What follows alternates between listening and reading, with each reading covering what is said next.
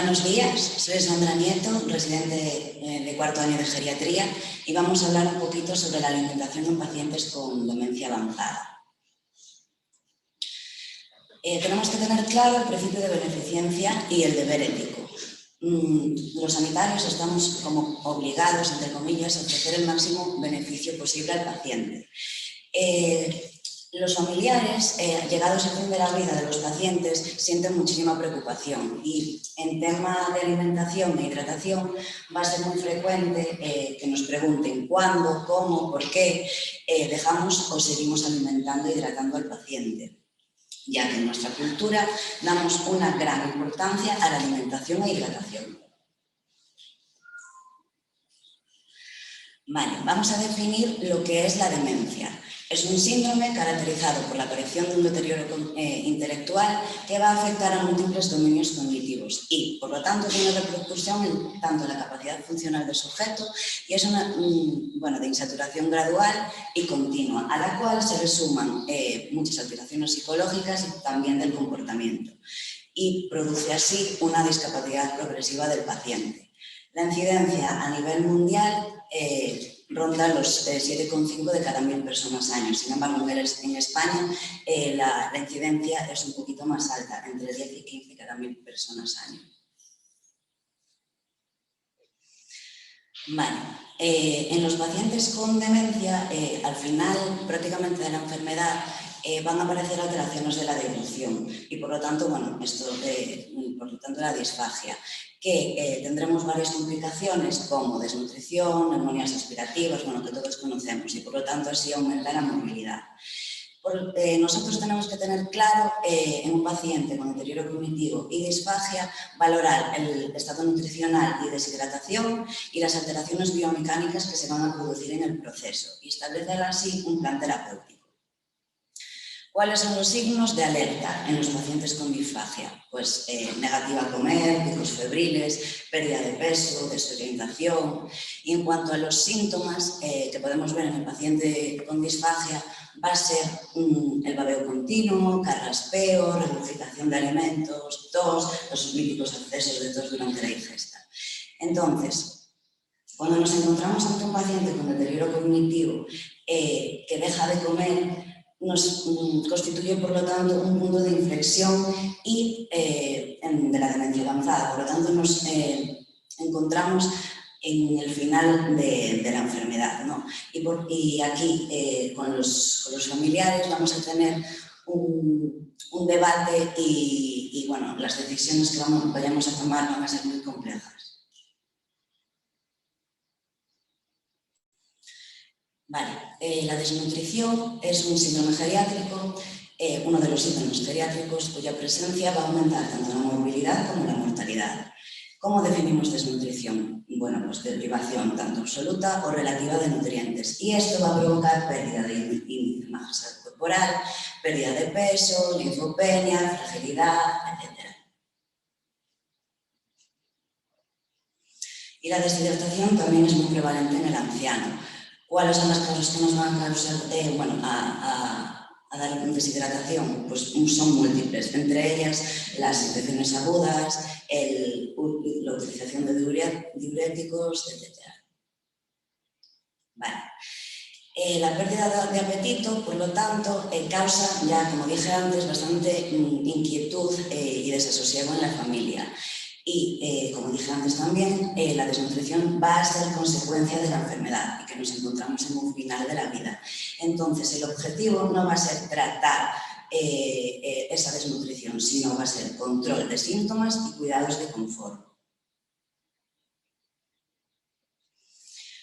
Tenemos que tener claro el principio de autonomía, ¿no? Respetar los valores del paciente.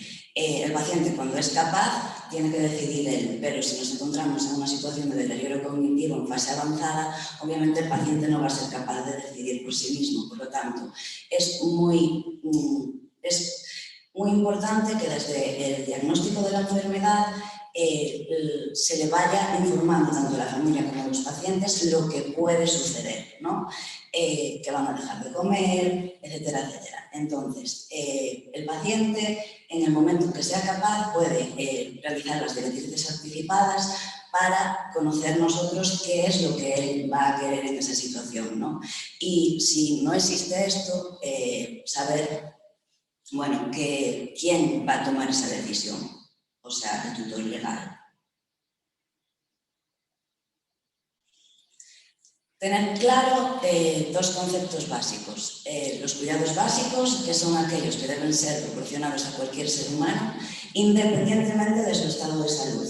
Y los tratamientos médicos que van a ser aplicados en la medida que producen un beneficio al paciente.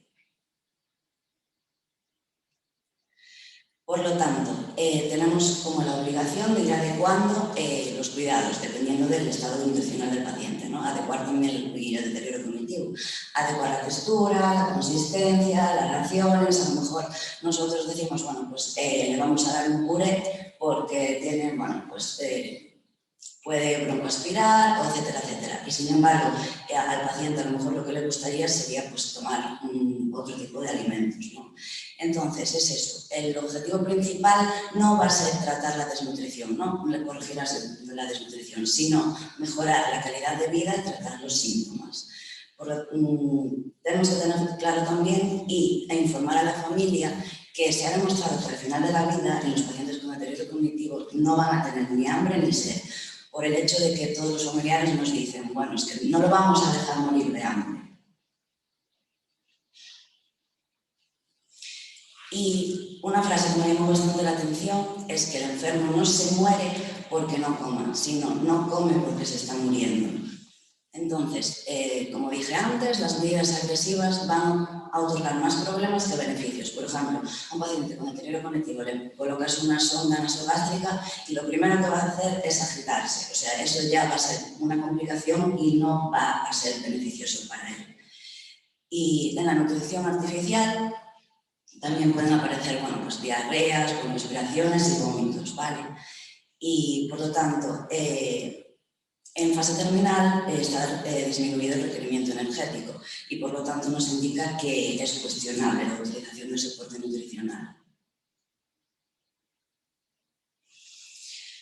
No hay muchos estudios sobre esto, sobre sondas, PEG, etcétera, etcétera, pero los que hay han llegado a la conclusión de que tanto las sondas como la PEG no van a prevenir de neumonía por aspiración, de úlceras por presión y por tanto suponen una mejoría funcional del confort y supervivencia del paciente. La ESPO contraindica la nutrición enteral por sonda en pacientes con demencia avanzada y por lo tanto tenemos que tener claro que solo existe una opción de alimentación que se basa en mantener la alimentación oral asistida. Un estudio de 2012, donde participaron 36.492 pacientes, determinó que las sondas en personas con demencia avanzada es controvertida, porque la alimentación con sonda no va a mejorar la supervivencia, sino que va a prolongar el proceso de muerte sin una buena calidad de vida.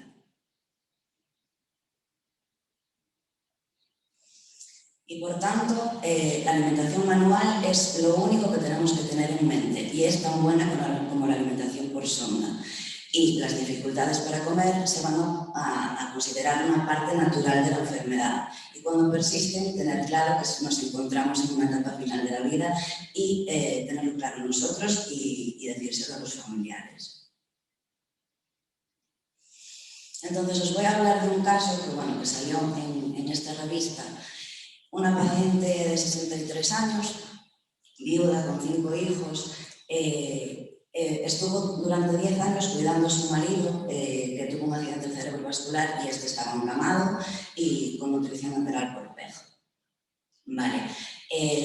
La hija menor era enfermera y por lo tanto vio a su madre cada vez deteriorándose más a medida que pasaban los años y veía que su madre ya empezaba a tener un poquito de deterioro cognitivo. Entonces sabía perfectamente lo que podía suceder. Habló con ella y le preguntó qué querría hacer ella en la situación, por ejemplo, de que se encontró su marido durante 10 años. Y ella le dijo que nunca querría que hiciera todo lo que sucedió con su esposo y por lo tanto quería fallecer sin dolor, sin medidas de reanimación y respiradores. Y tampoco sondas de alimentación. Entonces, esta paciente ingresó con deterioro cognitivo y con una neumonía por aspiración, porque ya tenía disfagia, etcétera, etcétera. Entonces, la hija sabía perfectamente que su madre no quería utilizar sondas ni medidas agresivas, pero no había voluntades anticipadas. Y entonces el hijo mayor era el que iba a decidir sobre su madre, y el hijo mayor nunca se informó sobre lo que quería su madre, por lo tanto no se interesó y determinaría él cuando sucediera qué iba a hacer en ese momento. Entonces el hijo sí que quería ponerle unas semanas hogaje a su madre para alimentarla, y la hija sabía de sobra que su madre no querría eso. Entonces, hubo varias reuniones con el equipo médico, tanto el hijo mayor como la hija. El hijo al final cedió, entonces la madre fue dada de alta a su casa y se le ofreció alimentación de confort y falleció en el domicilio, ¿no? Que es lo que querría. Entonces, para concluir, tener claro que las sondas no van a mejorar la supervivencia de las demencias avanzadas y, por lo tanto, no están recomendadas. Los problemas de alimentación van a ser un proceso natural en pacientes con deterioro cognitivo e indica, por lo tanto, una etapa de transición entre la demencia avanzada y el final de la vida. Considerar las voluntades anticipadas y los planes de cuidados en fases tempranas de la enfermedad. Y si por alguna circunstancia en algún momento se coloca una sonda o una PEG, esto se va a poder reevaluar en el tiempo. Y muchas gracias.